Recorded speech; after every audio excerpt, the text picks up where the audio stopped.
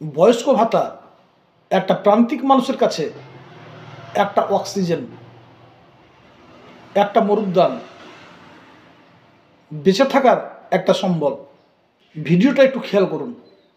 2 মাস থেকে পাইনি বাবু, 2 মাস থেকে পাই না। আর হাড়ের অসুখ, এদিকে ওষুধের বড়ির টাকা লাগছে, কোথায় পাবো? বাঁচি নাই টাকা দিলে। যে সমস্ত মানুষ খেটে খায়, যাদের ছেলেমেয়েরা একেবারে দৈনন্দিন রোজগার না করলে চলে না, তাদের কাছে এই বয়স্ক ভাতাটা ঠিক কি কাজে লাগে। বেকার ভাত, ওই ওষুধ বড়ি গেল নিব, এগুলো সব খাবো, দিয়ে বুকে লাগছে যে হাড়ের ব্যাপারে।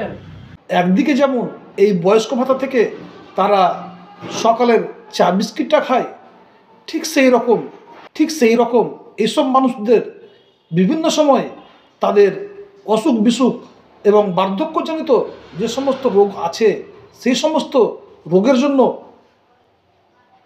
এই 1000 টাকাই ব্যবহার হয়।